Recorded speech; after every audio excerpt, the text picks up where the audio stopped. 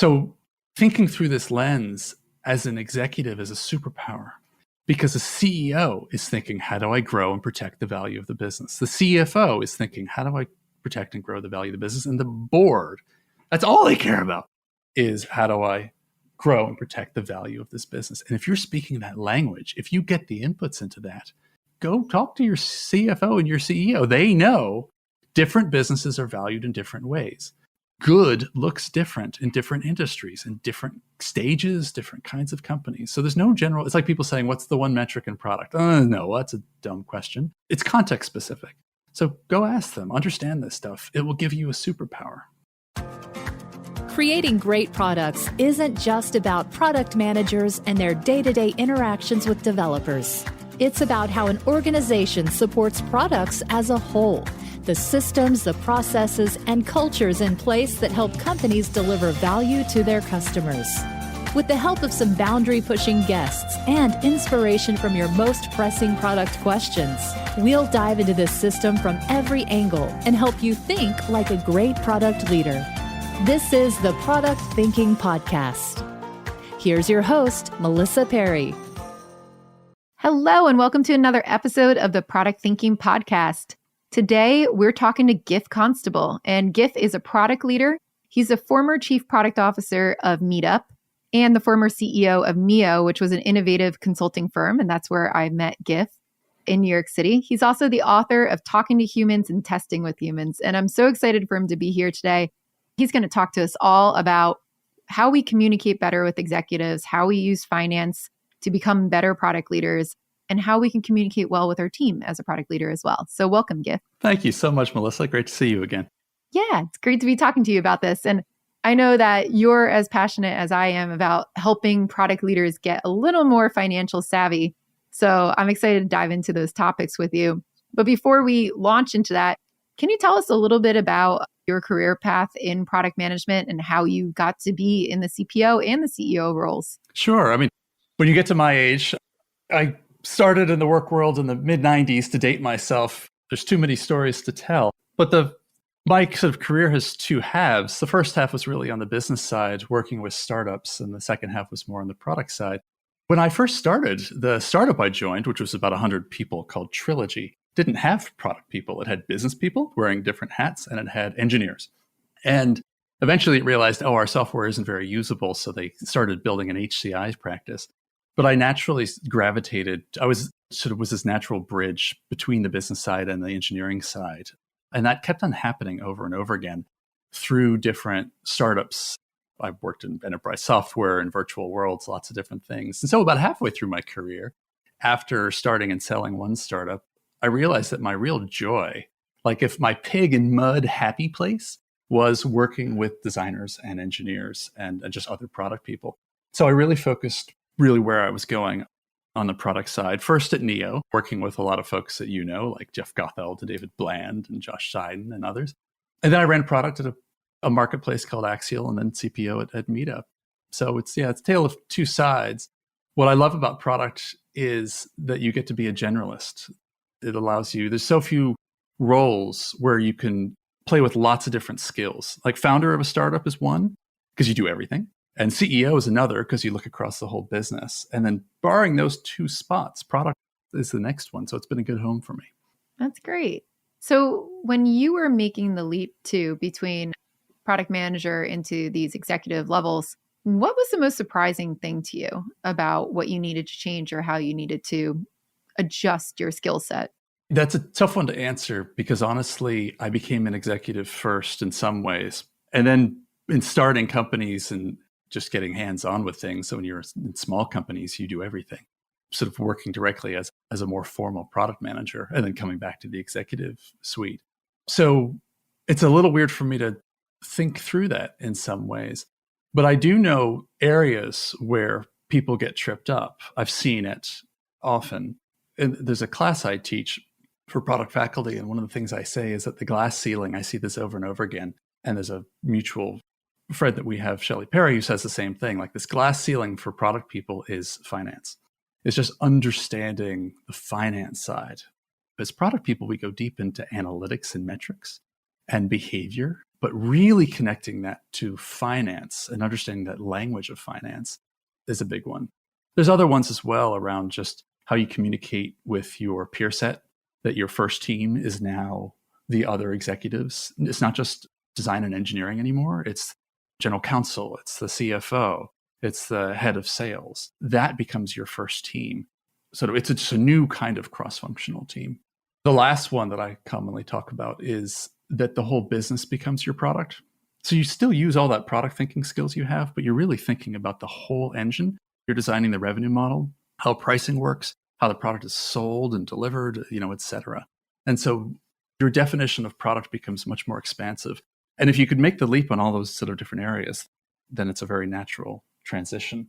That's sort of the top things that come to mind. Yeah, that financial one I've seen nip people in the bud when they're trying to make that leap or when they're trying to talk to executives. And I think that's probably one of the more common questions I get from product people is like, how do I talk to my executives? Or my executives just don't get it. And I always explain what I do, but they're not there. They're not grokking what I'm talking about. And I find that they're not really speaking the same language as the executives in the team. So having been an executive yourself, can you tell us a little bit about, for the people who don't know, what does that look like on a day-to-day basis? Like, what do executives care about? What are you talking about all the time? And how should you tailor your language as a product person to make sure the executives are understanding the right level of what they need to? Absolutely.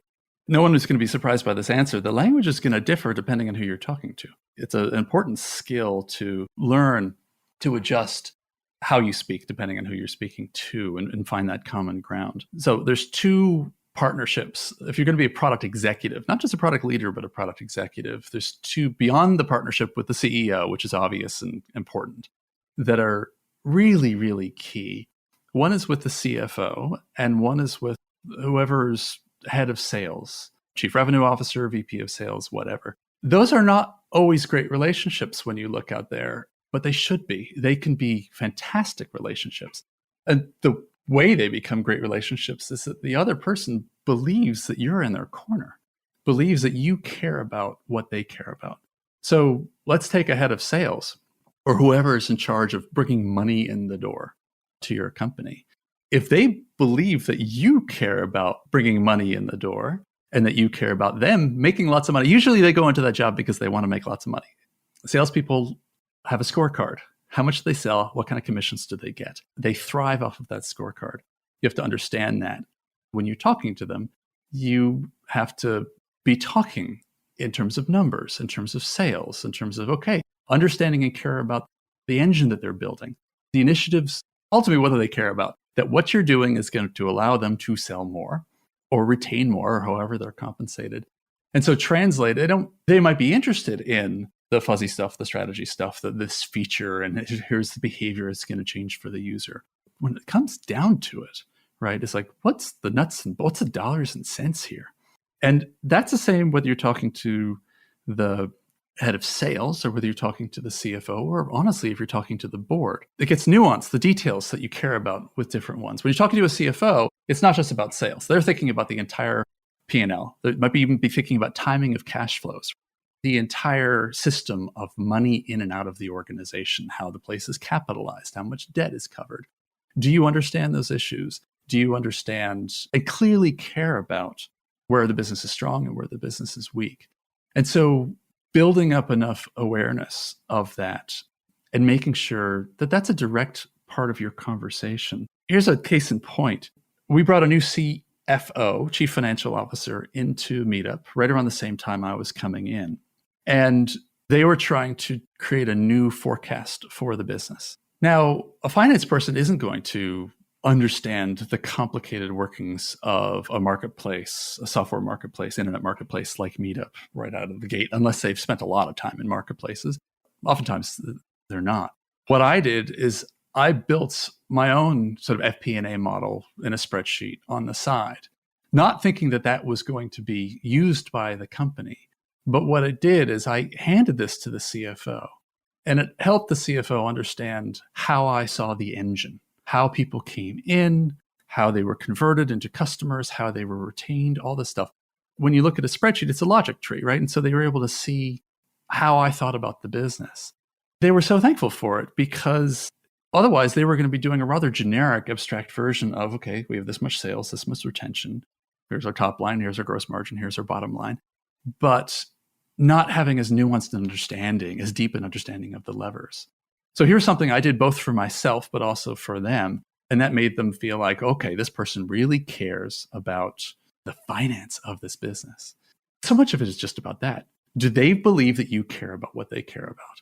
And it's hard for you to do that with authenticity if you don't understand it. Now, if you don't understand this stuff at the beginning, that's okay as long as you're clearly interested, motivated, and asking a lot of questions. If they see that you really want to learn, then you're like, okay, I got a budding partner here, and they'll invest in you. They'll be thankful for it. So you don't have to be the expert, but once you have that expertise, boy, it allows the relationships to thrive. So for those who are not super familiar with this concept of an FP&A model, what does it mean, and why did you go, I need this? What did it help you do? So any of you product people listening, if you've ever built a spreadsheet that tries to design out the outcomes of whatever it is you're building, a feature, piece of infrastructure, whatever, but you say, we think this is going to lead to this change in growth. We think it's going to lead to this change in retention, whatever it is. You've probably designed hopefully you've designed a little spreadsheet that says, okay, here are the inputs. Here's now what happens. And here's a change that's going to come out. And given this, we think we're going to have a range of 10 to 20% lift. Instead of just picking that number from an air, you model it out somehow. This is the same thing just at the business level, where you're saying, here's how we generate customers, here's how we keep customers, here's how we monetize customers, and here's what our cost structure is. Here's the money we spend to make the product. Here's the money we spend to maintain the product. And ultimately, the money we spend to sell it. And then just to run the business overall. And that leads to your income statement. And if you're not familiar with an income statement, you want to spend a little bit of time, do a little research, take an accounting class. Just when I was young, so little known fact about me is that I didn't mention this in my bio, but I'd spent a small amount of time doing M&A as an investment banker for software companies. And so being forced to take an accounting class, it was one of those, continuing education evening classes at NYU. It was me and a bunch of people trying to become accountants, but it exposed me to those issues. And then I had to do a ton of modeling and valuation of businesses, but I learned a lot about that stuff. So you could take an accounting class, but there's a lot of research you could do on the internet, but you want to understand how an income statement tells a story and what the pieces of it are. Anyway, so an FP&A model is just a forecast.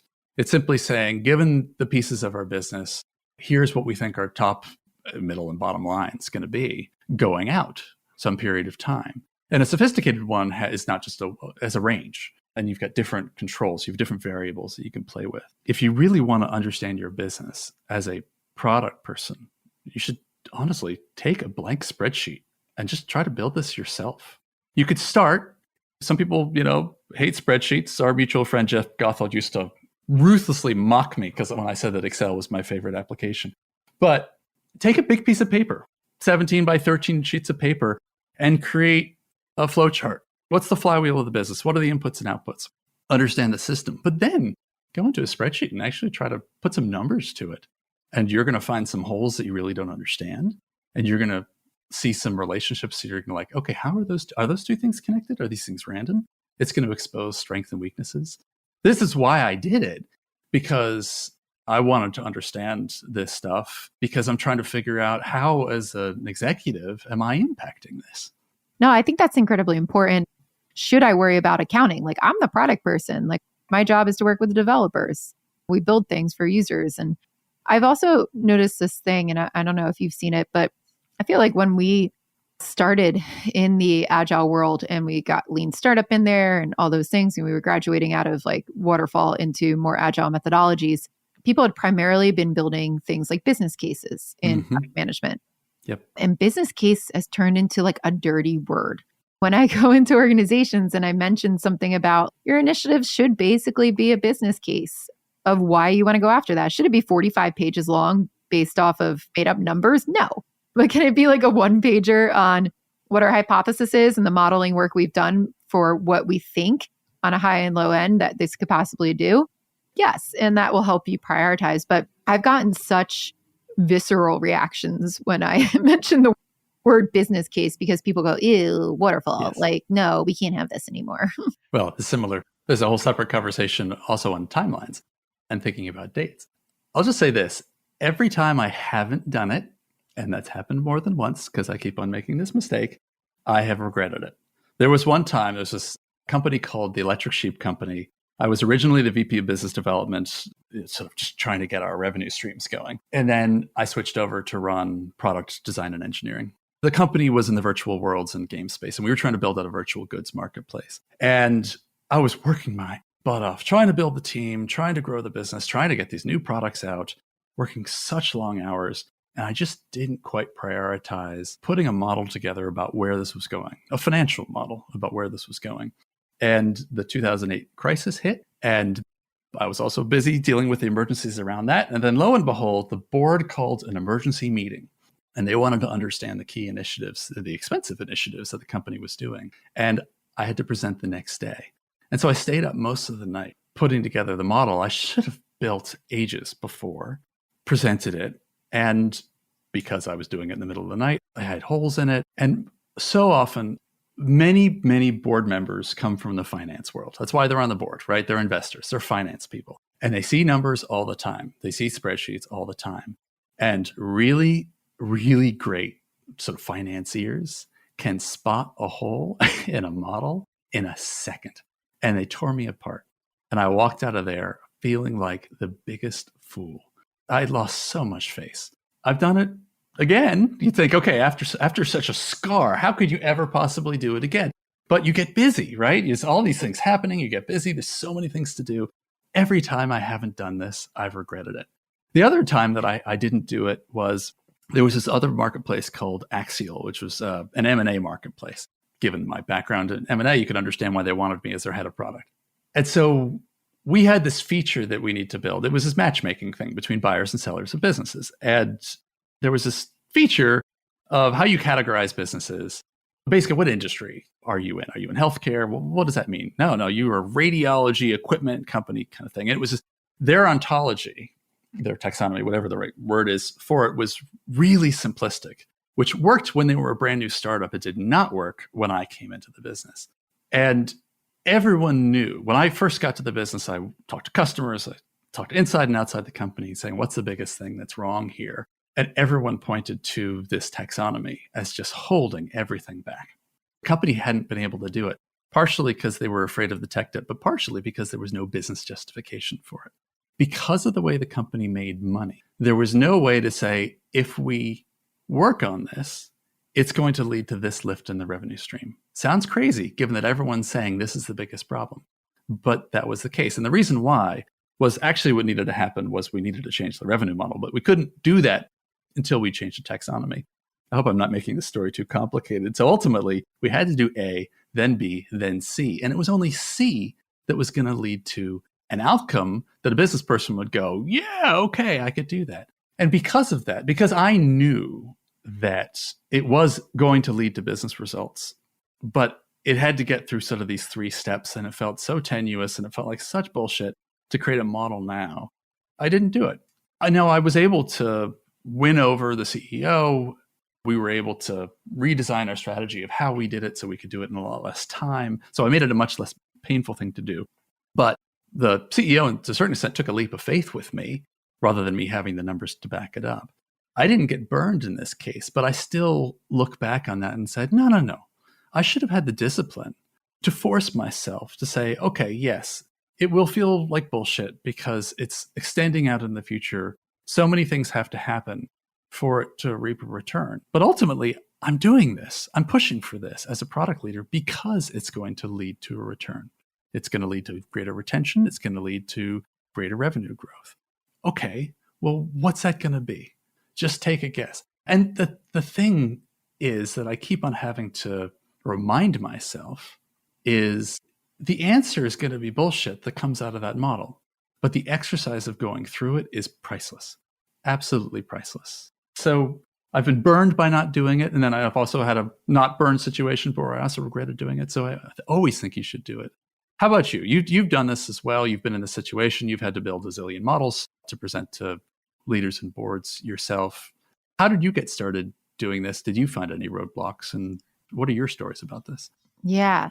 I used to do it a little. So I guess I started a lot of this when I was getting into like hypothesis testing, when I started introducing that into product management, because I was working for an e-commerce company, Open Sky, that I talk about all the time. But when I had to convince our CEO, like, we shouldn't be doing this, we should be doing this, I backed it out into all the numbers so that he could be like, oh, this is giving a lift or this wasn't. And when in e-commerce, it's pretty easy to do that because they either buy the thing or they don't, right? But that kind of got me started on bring this back to money at most of the costs.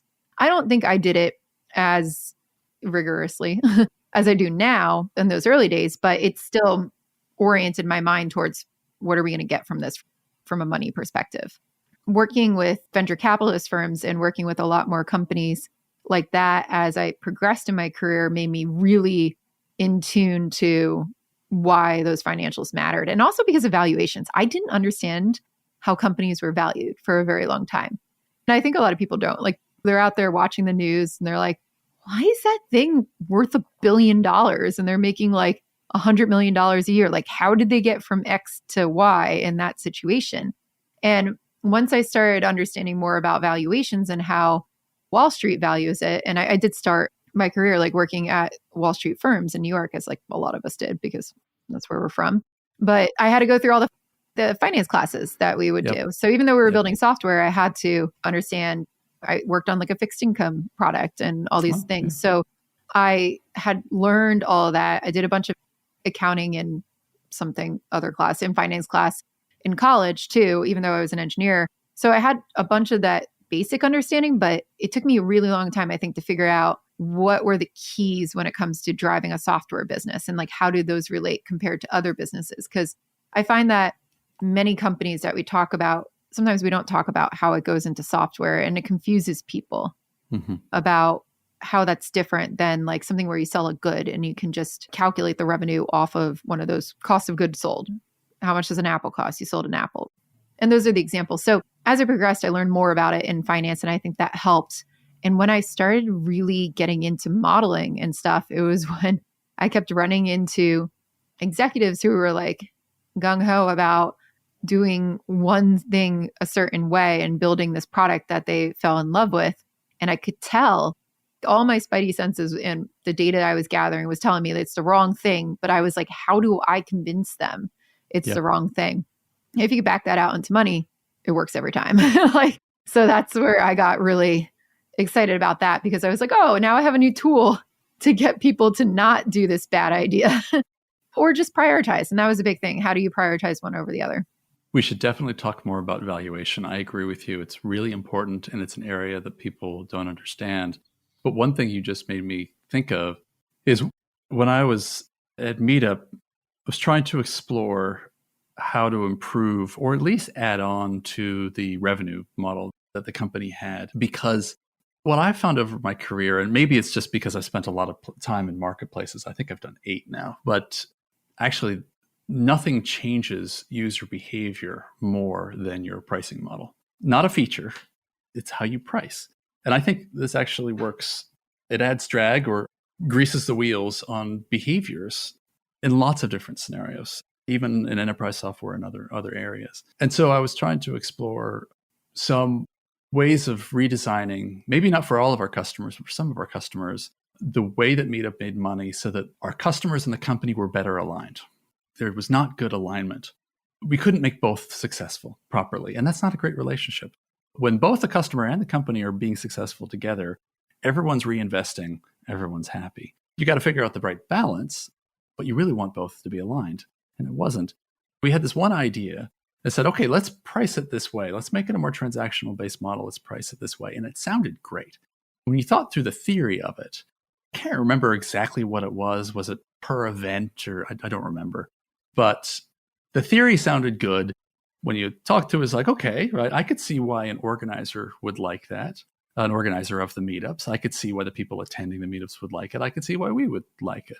It took away some of the frictions that were bad and actually pushed people in some directions that were good. If we had just taken that idea and gone forward with it because it sounded so great, it would have been a real mess. Instead, what I said is, okay, well, let's model this out So we pulled the numbers, we looked at the data, and it was terrible. It was absolutely terrible. It was going to impact a tiny number of people, and it was going to lead to either incremental or backwards movement from the revenue perspective. So do this exercise. It's always so useful. It's so important because I feel like we all get into that mode of, I think this is going to work. This is going to be great. And you get attached to your ideas, right? Like it's the most basic concept we talk about in product management, falling in love with your own ideas instead of testing it. But that happens every day. And until you pull the numbers and actually look at it, it's not going to tell you the truth.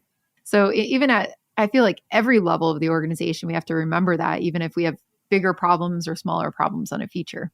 That's right. And I mean, the obvious disclaimer is that the numbers don't actually tell you the truth. They tell you a guess. Data is historical. It's not forward-looking. It's looking at the past. So what happened in the past is not necessarily what's going to happen in the future, but it's an input. It's an input into your decision that's really key. There's still room for intuition. There's still room for judgment. There's still room for vision, but it's a really important input. Yeah. And I think that's really important because it's a great point. It's a guess at the end of the day. You can't really predict the future, although you can reduce the risk around being totally off sometimes if you do good data. But I find that when people are starting out on this journey to do the modeling we're talking about, to put the data to it, there's a couple things that scare them. Like one, they don't want to commit to roundabout numbers because there's executives who probably don't think that's a guess and it's a guarantee. I guess when you're thinking about that, too, having had this conversation a bunch, how do you mitigate the executives coming back at you being like, you said we were going to make $20,000 off of this and, we made 15. How do you manage conversations around those types of things? Some of that's due to the trust and have you put in the effort with your relationships with the other executives to build trust? And if everyone's a grown up and everyone has trust, then everyone is totally aware that these are guesses. It only turns into that like finger pointing when there isn't trust. When there's like, I don't really believe in what you're doing over there. And you said it would be this and it's not this. So bang, like I'm going to nail you. As opposed to we built a relationship. We're in this together. An easy way to do it is if you're doing something, let's say, that's going to affect the sales numbers and you're talking about this initiative is going to lead to this percentage growth in sales. Work with the head of sales to come up with what your inputs are. Pull them into the process. Co-design the model with them. They don't have to get into Excel.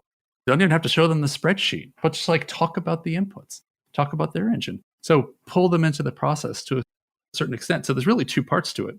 Involve them, but it's all the groundwork of relationship building and trust building that goes into this stuff that keeps you out of trouble. And you just brought up such a good point that I just want to reiterate because I don't want people to glance over this. You don't have to build the models on your own, and you probably shouldn't be. Because if you are just going in a back room and making up about this is how the business works, I'm sure there's other people who are going to disagree with you. Every company I've ever been at, whether it's a startup or a much bigger one, the people who work in finance are constantly complaining about the lack of financial acumen and interest of the rest of the business. And if you express an interest and ask for their help in designing the model, in teaching you how to think about this stuff, chances are very high. Now, if you're a giant company, you go to the CFO, they're a little busy. But chances are very high, if you approach the right person, that they're going to say, yes, let me help you. And you'll start building a partnership. Did you know I have a course for product managers that you could take? It's called Product Institute. Over the past 7 years, I've been working with individuals, teams, and companies to upskill their product chops through my fully online school. We have an ever-growing list of courses to help you work through your current product dilemma. Visit productinstitute.com and learn to think like a great product manager. Use code THINKING to save $200 at checkout on our premier course, Product Management Foundations. There's a part of this too. I know you feel very passionate about this, about how as a product leader, you need to do this work yourself and not just assign it to somebody else. I'm sure there's a lot of people who go, well, maybe it's not worth it for me to learn the finance pieces of this. I'll just grab a finance person, have them number crunch it. Why do you believe it's so critical that you build these models yourself with people? You can have help on it, but why not just outsource it? Because it's all about the logic. Again, a spreadsheet at the end of the day, people think it's about numbers and math. It's actually about logic. It's just a different programming language. This is why I actually say to people, don't grab a template. Don't grab some sort of existing model that someone's built and fill it out, because that's not what you're there to do. It's not what you're trying to do. You're trying to think through the inputs and the outputs and to make sure you understand how it works, because otherwise your brain glosses over this stuff and you miss big things. That's how our brains work. You will miss big things.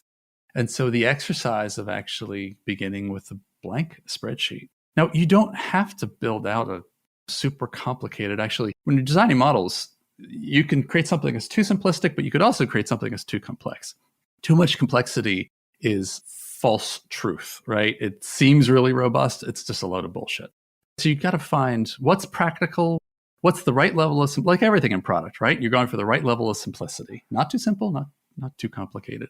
So maybe you just start modeling out a day or a month, or like one column. Let me just work through one transaction, whatever it is you're actually trying to think through. It doesn't have to be you that then turns it into the 12-month or 24-month forecast. So think about how you make it simple. But I'm just encouraging people to do this logic exercise. Now, yes, as an executive, you do need leverage, right? You need to be working with other people. You can't be doing everything yourself. You have to decide what you do yourself, but you need to understand it. So if you are understanding something in finance, and let's talk about impact, right? If you're designing something and you're understanding something about your impact or your outcomes at a superficial level, that's a problem. Just make sure that you really get what's going on if someone else is doing the work, that you understand the how and the why. But again, I encourage you, like, there's nothing scarier than having a blank spreadsheet. You're like, oh, what goes in that cell? And how do those two things? And it exposes how little you know that you have to go then learn. Yeah. So when you do start with a blank spreadsheet, let's pretend you're walking into a company. We'll go with B2B SaaS company. Where do you start with your blank spreadsheet? Like, what's the first thing you want to look at to start your model? Well, one I'm actually really starting with is I'm starting with conversations about how the business works. So, I've spoken to people in marketing, I've spoken to people in sales, I've spoken to people in customer success. I'm understanding the engine of the business in terms of how things, and I've looked at the metrics, I'm looking at the numbers. So now what I'm doing is I'm thinking about changing something. Okay, we have initiatives that are in theory, if you're coming into a company, there's existing initiatives there. Those initiatives in theory are going to have an impact. Do we have some guesses as to the impact that they're going to have? Do I believe those guesses? Do I understand how that's been modeled out? And for new initiatives, that's what you're doing. And so there's this sort of back and forth where it's like, okay, you get, the head of sales says, look, I've got these many BDRs, SDRs, and they make these many calls, and those many calls turn to that many leads. And actually even begins with the marketing people, right? Because it starts with, they get the marketing qualified leads, which then turns into the sales qualified leads, which then turns to a certain number of prospects, and then a certain number of closes, and then a certain amount of retention, right? So you got a funnel. So much of business is just a funnel. So much of product is just a funnel. So you understand your funnel. Okay, how are you changing your funnel? Where are you making a dent? Where are you focusing on it? You're going to get those numbers from other people. Again, the nice thing about this back and forth with the blank spreadsheet or the sheet of paper, again, you could draw it. It doesn't have to be in a spreadsheet. You could start by drawing it if that's how your mind works better. A lot of people come into product from design and they're more comfortable with a Sharpie and a big white sheet of paper. I do both, honestly. So you're getting these inputs, and now you got to make sure you understand the flows, how it all works together. And then maybe you bring it back to those people and say, is this right? Does this work? You do want to be thinking in terms of ranges. A couple things that I say to folks when we're on this topic, just to get tactical, is you never design a model that says, like, here's how it's going to be and here's the answer. The answer is 45. No, it's going to be like, here's a best case scenario, here's a middle, here's a worst. You're going to have a range. And actually, it's such good training for everyone. Part of our job as product leaders is setting expectations. And part of setting expectations is understanding that there's a range of possible outcomes here. It might go in our favor, it might go against. What is that range? You use this process to build out your ranges. Whether you're designing the model or someone in finance is doing it for you, make sure there's some variables you could play with to have some sort of ranges. And so work in ranges, not just like straight linear models. And the other thing, and this gets onto the communication of numbers side, is when you're communicating what you've done, keep the actual model in your back pocket. You might be proud of it. You might have put a lot of work into it. Don't show it to other people. Unless it's specifically to get feedback on the engine itself. You don't present a detailed model to the CEO, to a board. You present the range of outcomes. Okay, here are these key variables, and here's the ROI. If we do the initiative, it's going to be between 1.2 and 1.8. And by the way, here's a little footnote with a few key assumptions that go into it. And if they want the detail, so you give them just like the TLDR. What's the output of best case to worst case key numbers, just a few numbers. Give them the TLDR. And if they say, okay, great, let me understand how you got to this point, then you can pull out the model. And maybe that's with a bigger group. Sometimes I've had boards want to do that. Sometimes it's just with a board member. But you keep the complexity in your back pocket. That's a good rule for so much of what we do as product leaders. We do really complex work. How we engineer our products, how we design it, the research that goes into it. We really have to kind of obfuscate a lot of that complexity for our colleagues in the business and boil things down to the TLDR. Let's get really simple. What's the narrative? What's the simple reason why we're doing this and the outcome we're going for? And so even though you're doing all this complex work, boil it down to something that is simple and have the complex work in your back pocket to help people understand how you got there. And people can call bullshit on this stuff, and don't get defensive about that, because of course it's a guess. That's all it is. But it's better to have an informed guess on a decision than to fly blind. That's why we do this. Yeah, I think that's one of the big mistakes I see when people are moving into executive leadership roles. They get into the nitty-gritty details of the features we're building instead of just kind of summing up what those larger initiatives are going to do for the business and be like, we're on track. We're off track. We need this money. We need like what the asks are. Instead, they dive into like every little experiment or what the developers are doing and how this API is holding us up and how all the technical implications of these things that people don't really care about when you're an executive. You're like, that's your job. You handle that. But like, tell me how it's going to affect my job, which is managing this company for success from a financial outcome. So I just realized too, we both talked about how nobody understands valuations. And then we didn't tell people how anything was valued. So I thought maybe we could talk about that, especially, with your background in mergers and acquisitions. If people want to understand better about how their companies are valued, what should they look at first? The funny thing about this is that in business school, they teach it's about discounted cash flows and you got to understand the discount rate and all this complexity. And I'm going to get some MBAs up in arms here, but I stand by my words. It's so much simpler than that. Valuation is what someone's willing to pay for what you got. It's all about supply and demand. That's it. Now, all those techniques go into that number, but oftentimes they just get ignored. So often, actually, when private equity folks, when you actually talk to a private equity investor, they're like, I don't do DCFs. It's like that kind of business, that's 5 times EBITDA. Now, you need to know what EBITDA is and all this stuff. Go look up EBITDA on the internet if you don't know what it is. So there's really 2 things that affect your valuation. There's multiples. Your business is going to get valued with a multiple on either your top line or your bottom line. And what the bottom line is, it can get a little wonky. Sometimes this is a thing called EBITDA that I just mentioned. It could be on net income. EPS is a multiple. The EPS, which is used in the Wall Street and the stock market, is a version of, it's a multiple on net income. So it could be a multiple on your revenue, or it could be a multiple on the bottom line.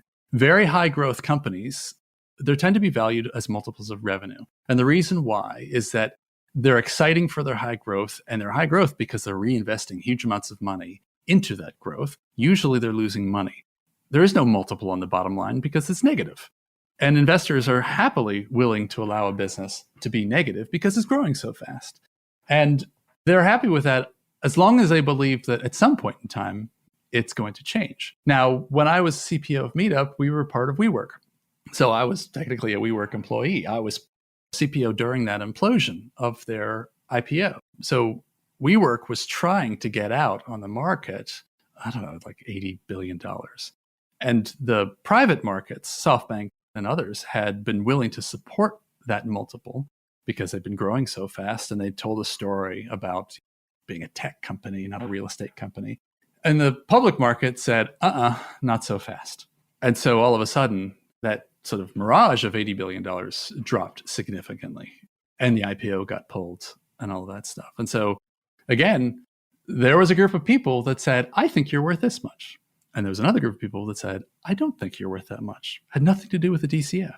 It had to do with like who's doing the buying and how much they're willing to pay.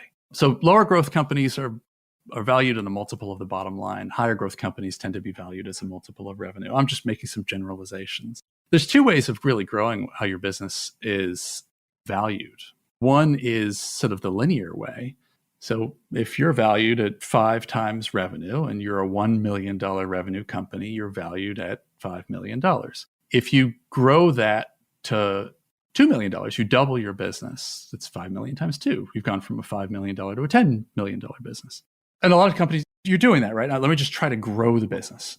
But the other way of improving how you're valued is you improve the multiple. You improve how people, what number they apply to your revenue or your bottom line. And that could be affected by how fast you're growing, what your gross margin is, your market position, how hot your space is. There's a lot of things that go into that.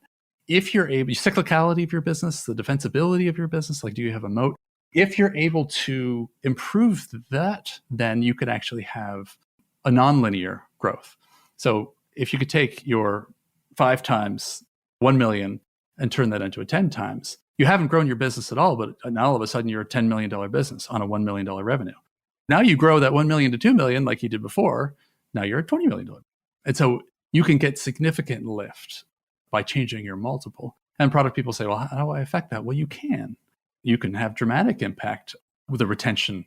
Do you have really strong retention of your customers so that investors think this is a really dependable, predictable revenue stream? I'm going to give them a premium. You can help with growth. You could help with cyclicality. You could help with all these things. And the one thing I say to people, if you've ever wondered, why the hell is my company doing this strange thing? Why are the executives, why is the board doing this strange thing? The answer is almost always that they are trying to either grow or protect the value of the business. It's often the protect, like the weirdness comes in like, I'm trying to protect the business. So thinking through this lens as an executive is a superpower because a CEO is thinking, how do I grow and protect the value of the business? The CFO is thinking, how do I protect and grow the value of the business? And the board, that's all they care about is how do I grow and protect the value of this business? And if you're speaking that language, if you get the inputs into that, go talk to your CFO and your CEO. They know different businesses are valued in different ways. Good looks different in different industries and different stages, different kinds of companies. So there's no general, it's like people saying, what's the one metric in product? No, that's a dumb question. It's context specific. So go ask them, understand this stuff. It will give you a superpower. Yeah, I think that's important. It explains why, like you were saying, why companies do some things where everybody's like, why would they possibly do that? Like, you're not doing what's in the best interest of for our product or our customers. A great one I hear all the time is mergers and acquisitions, right? Why'd we buy that company? Why'd that come in here? Usually nobody's looking at how does that increase the multiple or expand you from a market that you currently were in into like a completely new TAM because you just entered that market by acquiring a company and you didn't have to build anything for it. But I sometimes think we miss all those logics and the reasons behind it. Yeah, the private equity world has this thing called roll-ups. They'll buy a company. So you get a premium on your valuation the bigger you are because you're considered kind of a safer company. So they'll buy, I'm just going to pick some numbers. Let's say they buy a $10 million business. Let's say $20 million business. Then they go add a bunch of little $1 million businesses because they're trying to beef it up because they know if they can get it from that $20 million to $40 million business, all of a sudden they're going to change that multiple. It's not going to be that linear growth of valuation anymore. They're going to have this step function to a higher level because people are like, oh, now you're a bigger company. I'm not going to apply this multiple to you. I'm going to apply a bigger one. There's so much of that going on. You ran into one, I remember, when you were working with a private equity firm that came down to gross margin, whether an idea was, or a company was good or bad based on gross margin. Do you want to share that? Or have you already shared that on the podcast? Yeah, I don't think I have, but it was when I was working with like a private equity firm. And there was a company that had been extremely high growth for a long time and the growth slowed. And what happened was the partners in the private equity company started to freak out because they said, oh, if it keeps going along this path, it's going to be an EBITDA play instead of a high growth play. So we're going to have to value it at a different multiple. for them, that was like suicide because, it was going to take this company that they had invested all this money in and just bring its valuation completely down. So now they're not getting the returns on it. So a big part of what we had to do was go in and figure out, is there any opportunities here to return it to growth from a product perspective? What's causing it not to grow? And like you said, like a lot of this does come down into product. It comes back into, why did your growth slow down? And some companies' growth slows down because they won and they are the big company and they have achieved massive market share. And usually you don't hear the VCs or the private equity firms complain about that because they're huge, right? They're the Googles and the Amazons and they already made their money. So you won't hear like, oh, this company, it's so bad that it's not growing anymore when it's number one because it hit its its peak. But there's a lot of other ones where incumbents enter the market and you've got new competitors and they're just out innovating these companies that did have a strong foothold and it used to be number one and were growing like crazy. But because of poor prioritization or market shifts, they can't keep up with them anymore and people are not looking at them. I think that's a big problem for some companies too. When you're so far ahead of other people, you're not really looking at who's catching up to me. And then by the time they catch up, it's too late. And then people will come and just out innovate you. So that was like my experience with that, which I thought was wild because I hadn't really, again, this was some of my early forays into valuations of companies, but everybody was screaming about like, oh God, we got to like be careful and not value it based off EBITDAs now. We got to make sure that it's valued off of high growth. How do we keep it up there? And they were looking at anything they could do to make sure that it stayed in the growth range, whether that was acquiring a company that was high growing that they could leverage to help beef it up. But those things I find used to confuse me when I wasn't paying attention to why are we making these decisions. And I definitely was on that side of it once before where I was like, why would they buy that? That makes no sense. And then if you just keep bringing yourself up more levels into where are we going, how does this affect valuation? How does this affect our financials? You get your answer pretty quickly. I've had a bunch of conversations with product leaders, I'm not going to name names, who, and a common thread has been not realizing early enough how important what the owner is of your business, how your business is owned. Because how a venture capitalist thinks versus, say, a family or family office versus a private equity firm versus the public markets, those are very different. They care about different things. They care about different risk thresholds. And they're going for different valuation outcomes. So usually the higher the valuation multiple and sort of return you're going for, the more risk you're willing to take because you have to take on that risk, get that outsized return. VCs take on a lot of risk to try to get 10x or more return. Private equity firms take on much less. They're willing to take on much less, but they're aiming for 2 to 4x a lot of times. And VCs aren't happy unless they hit that high number. And the private equity guys are happy if they hit that lower number. They're not going for the top number. So before you go into a business, you need to understand, how is this thing owned? That's going to affect the decisions that you make. I have a version of the story you just shared. When I was at Meetup, we were owned by WeWork, and then my last day was the day it was spun out into being privately held again. And when we were going through that process, we had an innovation initiative that was quite exciting, super high growth. And when we started it, all WeWork cared about was top line growth because that's how they were valued. They didn't care about delivering sort of anything to the bottom line of the income statement. They didn't care about profitability. Spend whatever you need to spend to get us growth, and not small growth, big growth. And they were rewarded for that for a long time until they weren't, and then they were punished. So during that phase, everyone was totally behind this project. It was a big success. The team was feted, and we had this great little super elite Tiger team working on this thing. But it so happened that this team had really high revenue growth, but terrible gross margins, meaning that the money left over after the cost of delivering the product was much lower than in the normal software business. Really good SaaS or marketplace businesses, the gross margins are typically in the 75 to 85% range, and you get rewarded for being higher. This was more like 50%, and that was fine as long as we were owned by WeWork. But all of a sudden, we realized that, okay, when WeWork wasn't going to hit their IPO, we knew that the company was going to get spun out. It seemed very likely that it was going to get spun out to a private equity firm. Most of the buyers these days are private equity firms rather than other companies. And a private equity company was going to look at a 50% gross margin business, dragging down. They're like, I don't care that this is adding to the top line. You're going to kill my multiple because you're dragging down my average gross margins. The bigger this gets, the worse it is for me and this business. So this project went from being this great success in one context of an owner to being a dog, and it had to be killed. We had to kill it. And the team was in shock. They were like, wait, why did we have to kill it? And I had to explain how this stuff works. So who owns the business and how they think about risk and returns and value is a really important, again, leveling up step to becoming a CPO. Yeah, it's huge. And then also, I've worked for a lot of companies that were family run, which is a whole nother animal, because a lot of it is, to me, VCs, private equity funds, publicly traded companies are so straightforward to me because I'm like, there is some kind of revenue aspect at the end of this that they're trying to hit. That's great. But when you work for a family run organization, it's more like, oh, we just like showing up to work here every day. Like, we don't care if we make $10 million this year or $8 million. Doesn't really matter to us. And also, like, I really would like my son to be the head of product, Yeah. So, and usually don't lose me money. And don't lose me money.